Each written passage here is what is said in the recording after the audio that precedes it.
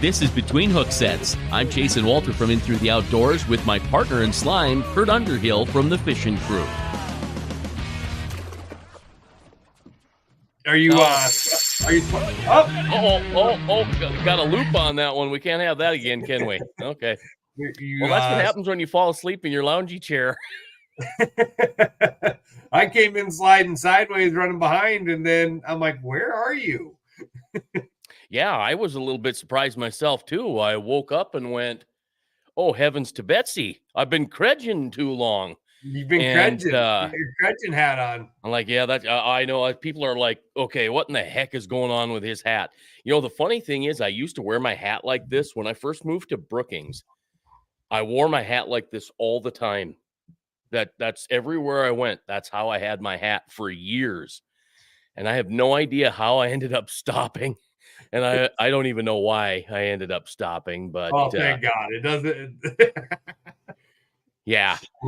So, you know, now the credging bring it back for you. Yeah. It's just, it's all a part of the deal right now. That's all there is to it. And you know, if that's what you got to do what you got to do, then, then you got to do what you got to do. And for those that don't understand the credge, there it is. That is the new crankbait from Berkley.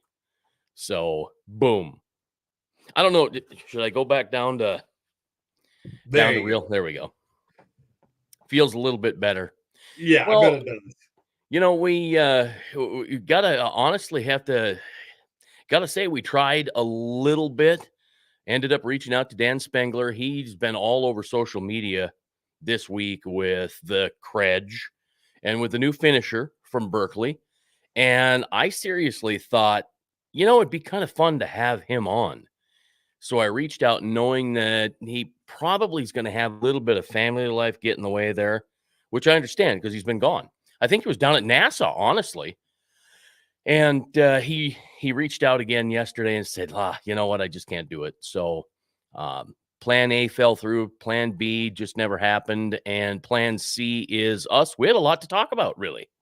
We do, though. I mean, we've been talking about this for a few weeks of just having an episode of catch up, reflect back, not be, you know, overwhelmed with what we got to talk about with the guests, and just kind of reflect on the past, you know, not year yet. April makes a year, but I mean, it feels like we've been doing it quite some time. And, you know, honestly, it's been a lot of fun.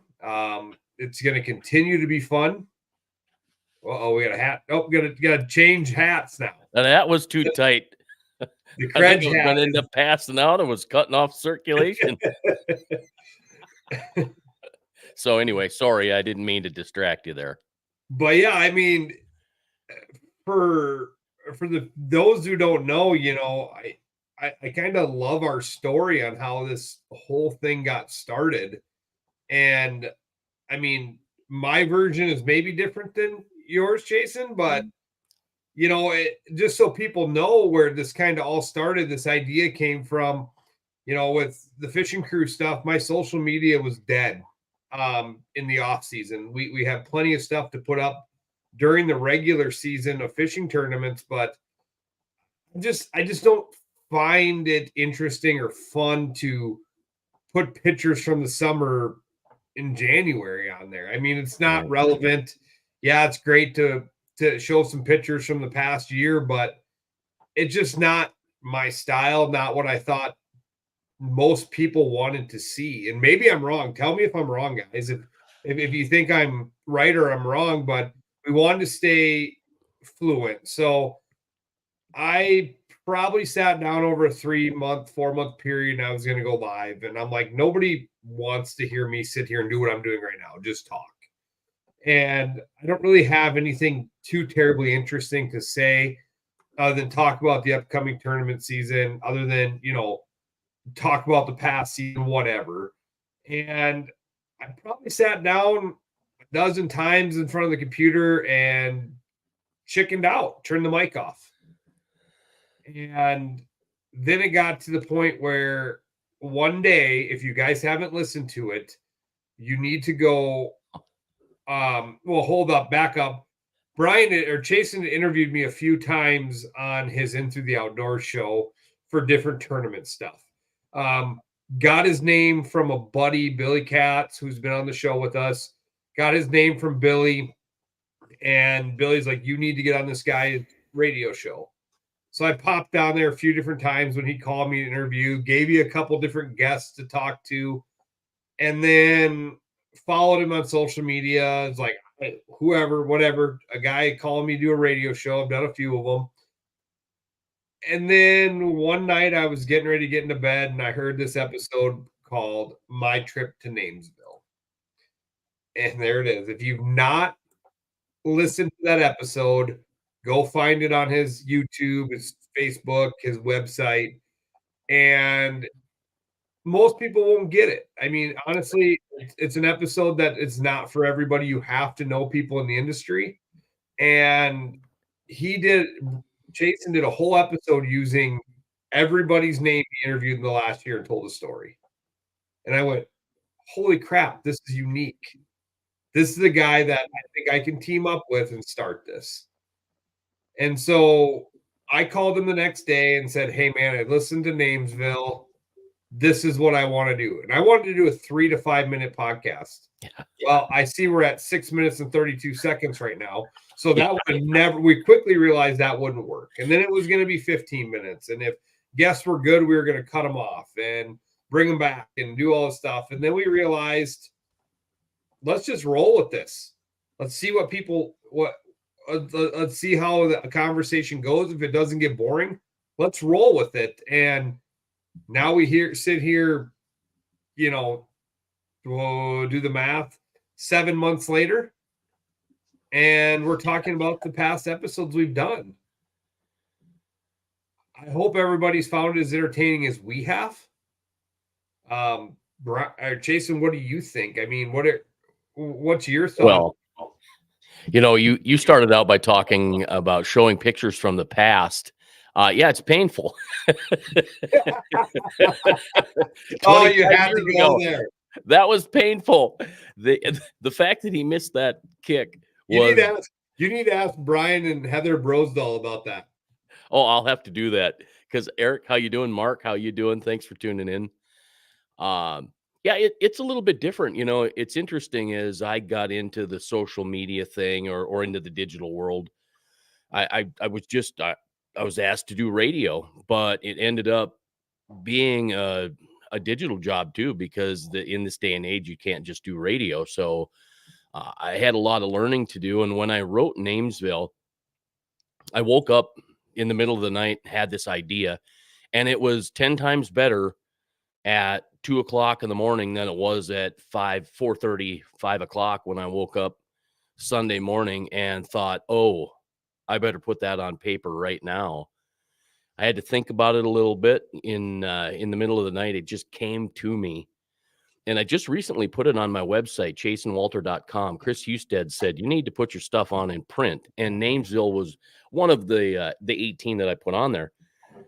So now for anybody that's interested, if you went on and listened to it, or if you read it, now all the names are there with all of the names, first and last names. So if you do look at it, you would understand. But it was really meant for that group of 30 people. And Johnny Candle was about the only one that gave it any recognition and kind of gave me a pat on the back for it.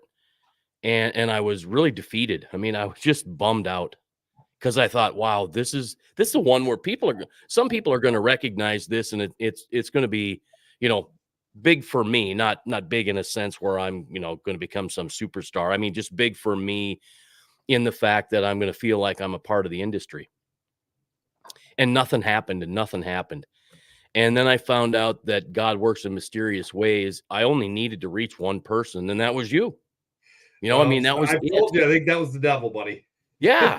Yeah. Well, no, I don't think it was the devil, because later, as we get to working together, and then of course we lost your dad, and you found out that he and I were pretty close, spent a lot of time together in his office at the lodge in Brookings. And he's the one that got me deeper into fishing and fishing the right way. And he's the reason that I go catch a bunch of overs in October and November in our secret spot, which isn't really secret. I was really surprised. I spent most of the year by myself there this year. It was a good time. I had a blast, and it was a lot of fun. So, I'm not much on looking at myself in a camera or looking at pictures of myself. I wasn't excited about it, but we had a lot of fun with the fishing crew, doing things I'd never done before, and it just turned out to be a ton of fun, and super excited to be able to do this kind of thing with somebody. It's hard to do alone. My In Through the Outdoors and my whole Chase and Walter from Milfoil thing is, it's one thing, but then to do it all by yourself, to build your own website, to do all of the social media and get all of that stuff set up, and then really, really seemed to go nowhere because, frankly, and I wasn't trying to gather a great big following on social media. I was just doing a radio show. So the social media became an archive and a Rolodex for me. So it's been huge because that's how I got into the outdoor industry, into the fishing industry, and met people and became a part of the industry. That and a glow was absolutely huge. I met a lot of great people there over the last couple of years, and it's amazing. Never thought I'd consider myself a writer, but boy, do I like to write my solo cast. I really like to write my individual episodes, like Namesville, to do some of that stuff. So, it was absolutely fantastic. The next venture is poetry. Walleye, oh walleye, where are you tonight? I've drilled holes here and there and everywhere. I've been ripping and rapping and dead sticking. I've rattled a buckshot. I've rattled a flyer. I've fluttered a spoon, all by the light of the moon. Now the warden's here to check, and I'm thinking, what the heck? Please give me a break. Then he said softly, sir, don't you know there are no fish in this lake? And so I passed that along to a whole bunch of people, and nobody laughed. I went, well, at least I laughed, because when I got done writing that, I woke up in the middle of the night or early in the morning, 4 o'clock in the morning, and I grabbed my phone and I hit my microphone in a Google Doc, and boom, there it was. And I let it roll. And Sherry, how are you? Hey, thanks for being there for all of us here. I appreciate it. It's a ton of fun, and she's most certainly part of the crew here, if there's a Between Hook Sets crew. But the thing that I learned too is, if you can make yourself laugh, maybe that's all that matters. Whether everybody else does or not. Not every skit in Saturday Night Live is funny. So I thought, well, it's an element, and I'll roll with it. So it's been a good time, and it's really actually kind of fun to be able to have an episode like this tonight where, maybe the masses aren't going to enjoy it, but for those who follow us and care, they get the story and they find out a little bit about the rest of the story. Tanner, hello. So yeah, what the heck? It's been a ton of fun, and I'm so grateful that I get a chance to do this, and I get to do stuff with great people out there that absolutely blow my mind, who are very giving and sharing of their time, their personal time. And it's wonderful. I did feel bad when I got a hold of Dan Spengler. Like, I shouldn't even ask. But here again, if you don't ask, you don't know. So if you don't ask, you don't end up getting Aaron Schuck on. You don't get Keith Pazour on.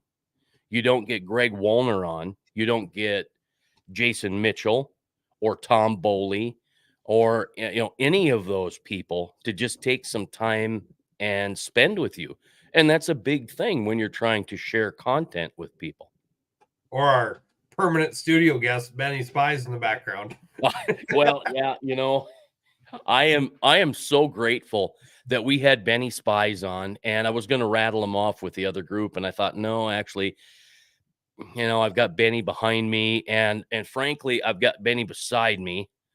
And I'm absolutely just super proud of this poster, just for the fact that he had the wherewithal to write, I was on Between Hook Sets. And he's one of those guys that I paid attention to years ago and thought was funny. And then it was his comeback when he did the zebra mussel thing. I just absolutely became enamored with him. And then I met him in person. and I really wasn't sure. Hey, Steve Miller, the Joker, Nebraska's in the house. I like that. If I could whistle again, I that's the one thing I've got gray. I can't whistle anymore. No, yeah, just can't. It's just not going to happen. But anyway, Steve, great to have you hanging on. There's just something about Benny that's really, really cool. He actually, for those that have never met him, he oozes cool. Hi, Scott. Bridgewater. I love it. Heading up Tell to Cody Devil's hi Lake. for me. Well, I'll tell you what. If you're going to Devil's Lake, I think there's a couple of places we'll tell you not to go, and a couple of places to go. No, I think here's the thing about Devil's Lake, and I'm just going to do this for his benefit and the fact that he's going up there. Devil's Lake's got fish all over it. I'm not kidding you. That's the thing. It's such a big, huge body of water. Pelican is a secret, but it's not. Just make sure you take $20 if you're going to go park up there, because I wasn't paying attention and got stuck with, all I have is hundreds, and I'm not putting $100 bill in that thing. But you go to Woodland, they've got a great bait shop there. They've got a lot of guys that really know what they're doing. And there are other great folks on that lake. I felt a little bad, but not really bad. I just the fact that we've got Zippy and the Perch Patrol. I talked to them, and in the ice conditions, things were not good. And Zippy said, "Boy, I'll tell you what, it's just tough for us to go on and give anybody any information because it could be deadly." And so I didn't reach out to Mike Peluso, and I just didn't reach out to some of those guys, Bry's Guide Service, and some of those great guides up there that are absolutely fantastic, because of the fact that, boy, the last thing I want is a cloud hanging over my head because somebody took some information from our show and went up to Devil's Lake and then had problems. Take, for instance, when we went to Creel Bay, we had to go all the way around. We had to they go dropped the all the way side by to side through that day. Yeah, right. And I just wasn't really expecting that. And that was on a four-wheeler. That was on a UTV. And things have gotten a lot better up there, Devil's Lake. They're making ice like crazy. And I've got a few friends that have been up there fishing over the last week or so. Basically, right after we left, the fish started biting again. Of course.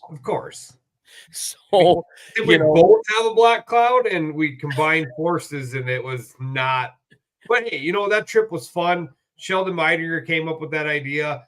Thank you, Sheldon. Thank you, Mortz. Thank you, Woodlands, and Dustin Melby. Sorry, thanks for helping me out there. And John Bavette. I mean, it was awesome weekend up there. We had a lot of fun. And yeah, we didn't catch fish, but it's fishing. It's not catching. It was about the camaraderie. It was about trying something new, and hopefully people watch that and people like that, and we can continue to do this. I mean, growing up watching fishing shows and being on different ones throughout the years, and helping with the fishing crew with my dad and stuff, the Pro Challenge stuff, a lot of stuff is staged. And I mean, it's not necessarily the way you want it. I want to portray what it is, because not everything is staged. I mean, that's not how every fishing trip happens. That was one thing about the old Fishing Crew Pro Challenge. If the guys didn't catch fish, they didn't catch fish.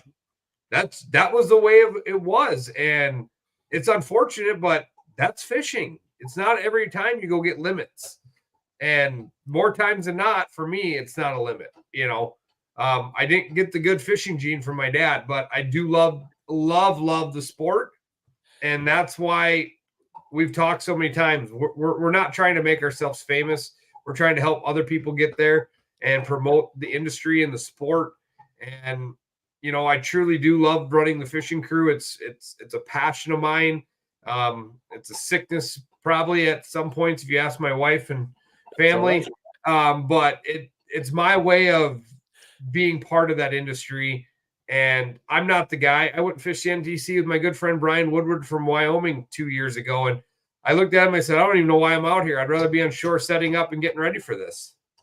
Yeah, I don't, I think same with you. And Sherry says that catching fish is exciting. However, yeah, the memories and the time spent with friends and family, there is nothing better. And that trip to Devil's Lake certainly proved it for us because we were having a blast. Dustin, how you doing? Um, yeah, the memories are huge, and I think that's for us. That's what it was all about because you had said the more the merrier.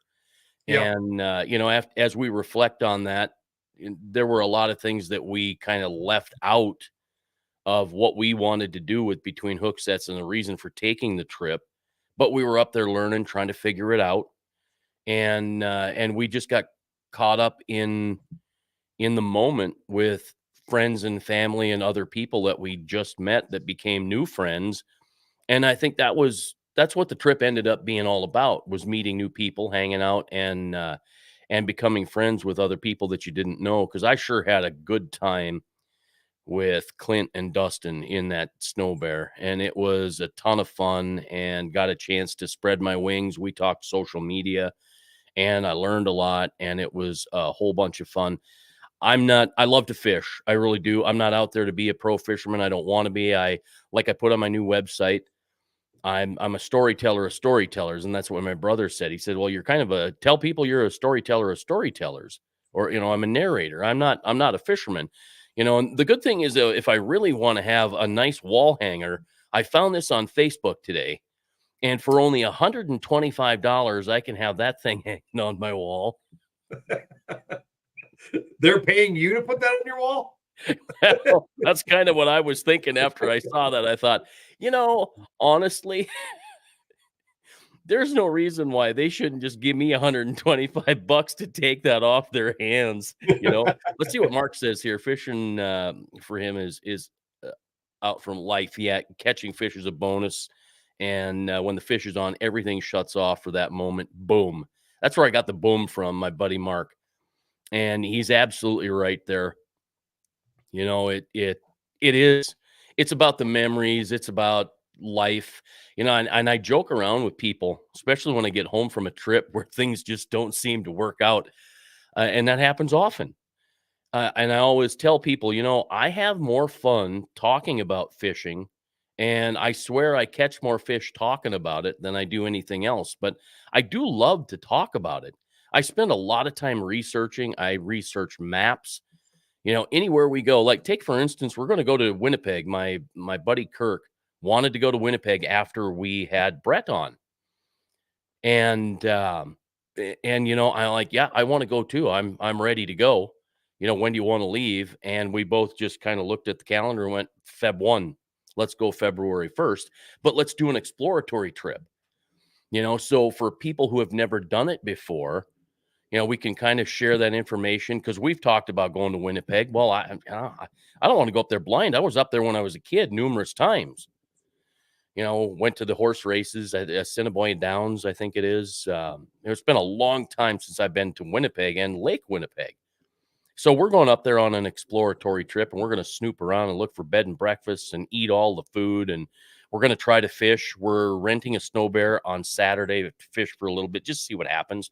Plus, we want to get out on the lake, drill holes, see what the lake looks like, drop a camera down there, get a good feel for it. And then when Sheldon and you and I and the Between Hook Sets crew heads up there to mess around, I'll at least know what's going on and I'll feel a whole heck of a lot better about it. But I'm looking just forward to the trip Yeah. and going up there and hanging out and using my passport for the first time in a long time. And this business is so crazy.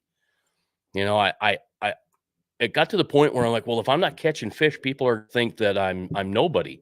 But I don't need to be anybody because I'm telling your story. I'm telling Mark's story, or I'm telling Brian Brosdahl's story. And that's what I came into this to do anyway, was to tell people stories, and I'd love to know the story behind this one. I know this fella that received this walleye after it was done, was pretty excited about it. And I'm like, wait a minute, and then there's another walleye story. I want to know because here's the thing: we got busy and got caught up, and We never did find out what was in that walleye's mouth. Now, oops, I got to get rid of that guy too. I don't know what the deal is with the walleye from cabin C5 on If Woodland. anybody goes there, they need to figure out what's in there. Don't break them out, but get that out and let us know what was in that fish's mouth. I think Like, some guests put it in there, and it could be just nothing, but you're going we to have didn't get a chance to pull it out. We tried, but we didn't have forceps in the cabin to see what it was. Yeah, you got to have the hemostat. If you don't have a hemostat, it's going to be really hard to get in there and find out what it is. But you know, nonetheless, this has been so much fun, and it's really actually exciting to be able to just sit down and have a conversation, just the two of us, about what we've done and who we've had on the show. Having Gregg Wollner on, having That a was CEO one of of my favorites. Learning the yeah, whole story in Northland. I yep, still tell people all the time that Northland was almost out of business. That was insane to hear that to me, yeah, because he that's was been a so company that's probably one of the first, that Berkeley and them are the first companies I can remember when I was a kid getting into fishing. We jigged black lipstick jigs every time we went out, vertical jigged them. And I told the story when Greg was on. My dad was like in meltdown mode when they quit making the black lipstick jigs and went to a chartreuse one. And then they went from chartreuse to this ugly black and white thing that didn't work. And I've searched and searched. I still look for this data for black lipstick jigs. I can't even find a picture on the internet of a black lipstick jig. I can't either. And Greg told me they're coming back, so Yep. I will hold him to that. And I hope he's right and they're coming back. And I will have a tackle box full of them, because that's the memory of what I fished with my dad growing up all the time. Black lipstick jigs, vertical jigging. That's what we did. Yeah. Yeah, it was pretty amazing to have him come on and to be honest and tell the story. You just don't get that anywhere on social media or on the radio. You don't get it unless you reach out and say, "Hey, will you be on the show?" And he agreed to do it, and he agreed to do it without hesitating, which was awesome. Jason Mitchell popped on the show. It's great to have him on and take some time. He had a busy night, but he gave us time. Tom Boley surprised me. Tom Boley's a busy dude, and he took time out to talk to us and to those that are watching. And thanks for watching, and thanks for all the comments, by the way, because that's the thing that a lot of these social media studs thrive on. They want to see the comments, they want the questions, they want all of that stuff. And if we can give it to them, they'll be on the show. And so Joe Henry from Lake of the Woods, you know, you had mentioned that you were, you know, you really didn't know Joe, just really didn't know where that show was going to go, and it ended up being a great show. It was super fantastic. And that's what, people might not know, or maybe they do, but some of the guests, we may neither one of us may never have talked to the guy, or it's a guy that I've known or a guy that Chasen knows. So a lot of our guests are not somebody we both know. There's been a couple, but for the most part, it's a lot of people one of us doesn't know, or neither one of us know. And it's been so awesome to have both state records on. I mean, that was so cool. The first state record with Aaron's Fish, we were the first people to interview him. And that thing, our podcast got quoted all the way up to Field and Stream, I saw. Mhm. So we got picked up all over. I just really hope people like what we're doing. We're getting comments in tonight that people are. We're excited for the future. There's a lot of things that we're going to continue to do. If there's something out there, that please be honest with us. If you don't like something, don't bash us, but just say, hey guys, like, a little boring tonight, or, let us know what you guys are thinking, or if there's something that we're missing, because it's just two guys that want to promote the industry. And what we think is really interesting, maybe the Gregg Wollner thing to a lot of people was boring. It was super interesting to me. I don't think so, but maybe that was. And that's, the reason for the name Between Hook Sets is it's not all about fishing. There's a lot of other things. That's why we've had Chris Nicolai and Sean Weaver on. We've had Benny on. We've had, Gregg Wollner. Yeah, he's tied to fishing, but it wasn't even talking fishing that night. It was talking the history of Northland and how he got there. And it's been fun with all these different guests. We learned something. Chris Nicolai blew up my whole childhood of thinking northern mallards exist. I still hold that against him. Right. Yeah, I'm so bummed out because growing up, we hunted the northern mallards, and I knew they weren't a separate species. I think for me, and in the back of my mind, it was always just a designation to Yeah. a bigger, fatter, more mature greenhead.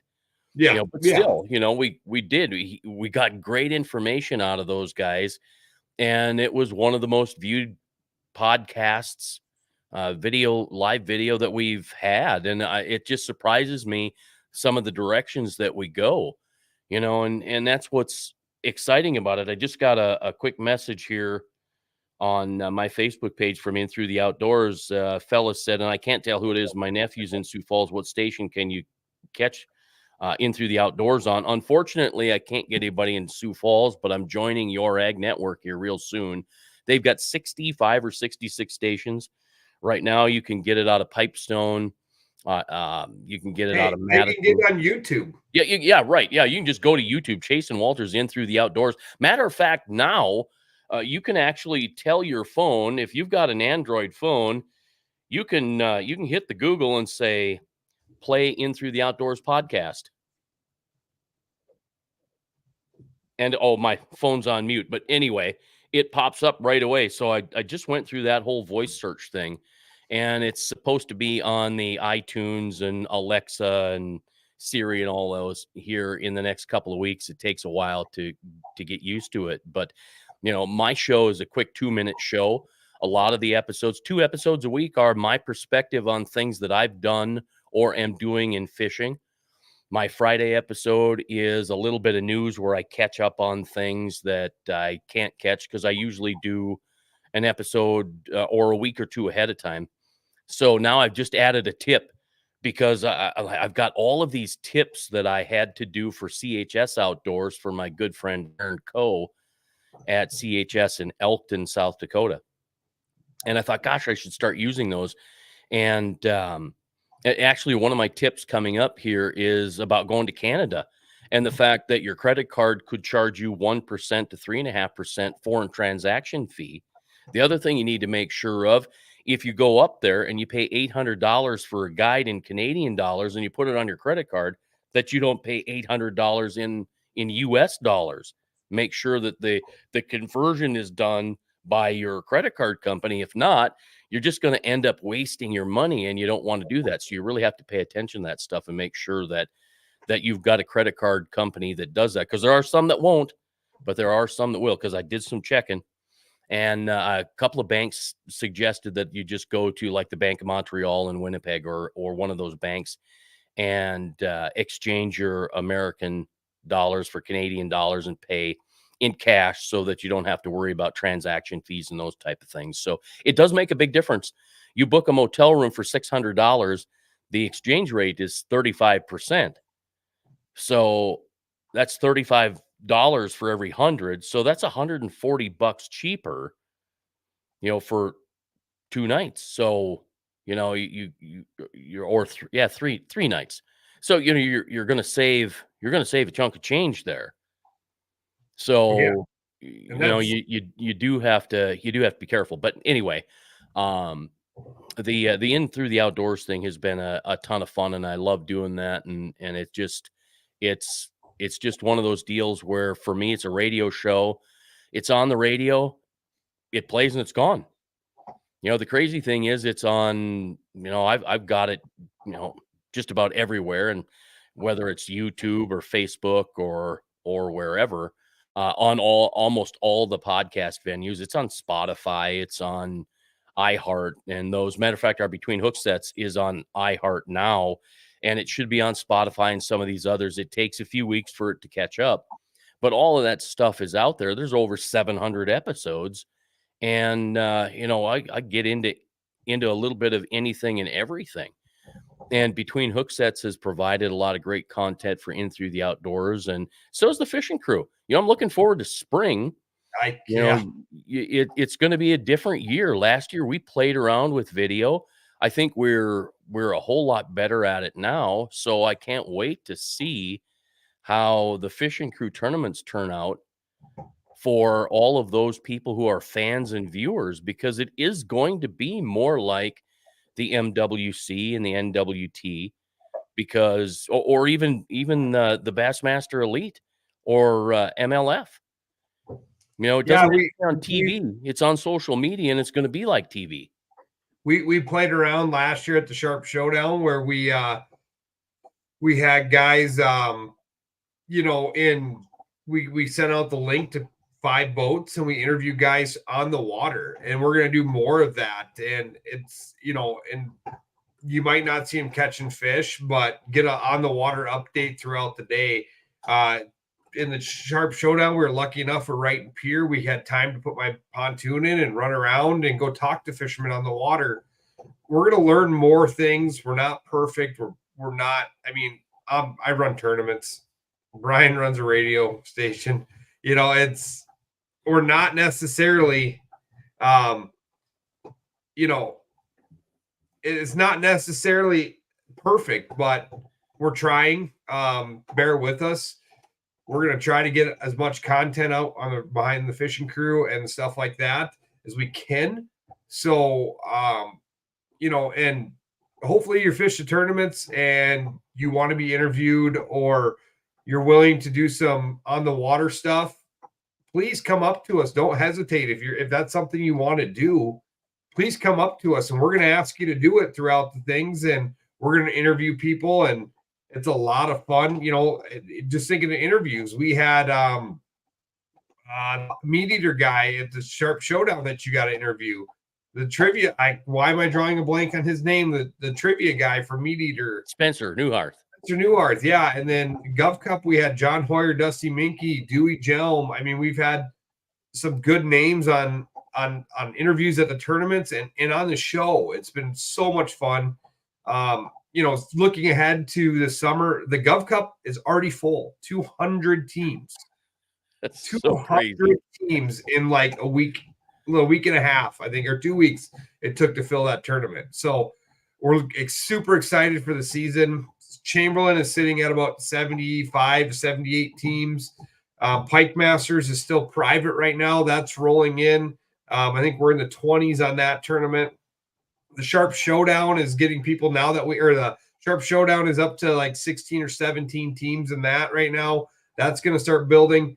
And, I'm going to sneeze here. My 24 hours of ice is on. The tournament's going to happen. So I've got guys down there talking to guys that are out there every day catching fish. So can't wait for that 24 hours of ice. We're going to do some stuff from there. You might see me come live at 2:00 in the morning if I find a team. So it's just fun. And the best part is if you don't like it, you just skip past it, and we hope everybody likes it. And the big thing, guys, is we did this to grow, our social media. So, we can talk to sponsors and we can get more people to follow our stuff and know what we're doing. So if you haven't liked both our Facebook pages, please do. Go over and like Jason Walters. Go over, like the Fishing Crew. Hit the button on the top, 3 buttons. Share it out with friends. We appreciate that stuff. It costs you nothing. It takes 2 seconds of time to grow that, and that helps grow what we're doing. That helps grow both our different businesses that we have, and it keeps us continuing and going down the road, and it's fun. We're definitely not in this for money. We both work day jobs. This is more of a passion than anything for both of us, and that's what we like to do. Like I said, we love to fish. We love the fishing. We love the outdoor industry.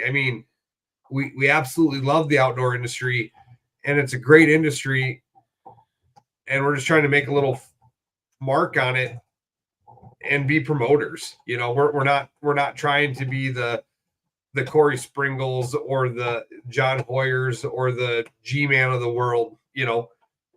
They've got it figured out. They figured it out early. They're doing great things on social media. They're doing great things for themselves. They're doing great things for the industry.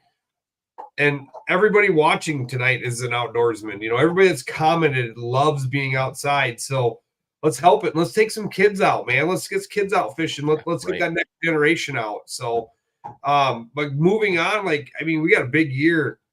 This weekend I have Delta Waterfall Banquet. We're looking at having, 500 people in attendance at our Pier Delta Waterfall chapter. People don't know. A lot of people don't know what Delta Waterfall is. It's similar to Ducks Unlimited, but they're more about growing ducks and making, their habitat management and growing the ducks and getting that out. And the best part is our chapters that are in your local communities or in our local community, we get to keep a large portion of that money raised locally. And our chapter gives, I'd say, 95% of that back to kids. We do some predator management. We do some nesting structures.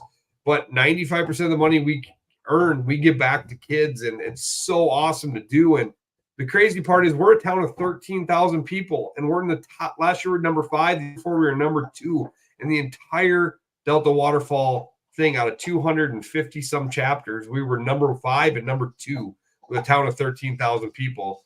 And it's so much fun to be part of.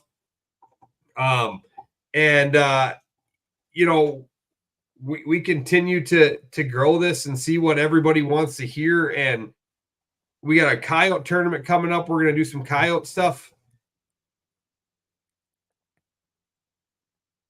So much fun doing it already. Yeah, it's exciting to know what's coming. And like Tom said, it is going to be exciting to see what we've got. Tom Seberg, world walleye champion with the MWC. We hope to have him on. I told him, let's have you on right before the MWC starts the season. There's some new stuff there. There's some more money and some neat things. So it'd be a little bit more relevant. Although I have to say he's guiding up in the Webster area on the glacial lakes in northeast South Dakota, and they're catching fish. Tom is catching fish. I've got to get up there and try to hang out with him a little bit and see how things are going up there. That would be super exciting. Jack from Jack's Tackling Grand Forks. Unfortunately, Jack's not coming down. I should pop this on the screen real quick. Fishing for Miracles tournament this weekend, Saturday and Sunday, has had to cancel their fishing portion.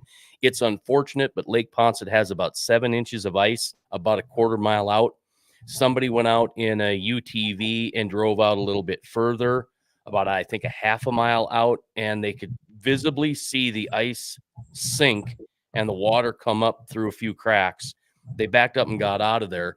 And I know a lot of people have been really upset and angry on the Fishing for Miracles Facebook page. Come on. You lose one person and the party's over. So the smart thing for Fishing for Miracles to have done is to cancel and just say, hey, look, we're going to have the fun night and we're going to do the raffles. We're going to do all that stuff, but we're not weighing any fish and we're not fishing. So that's the smart thing to do. It's the last call as a tournament director you want to make is cancel a tournament. But when it comes to safety, there's no fish worth it.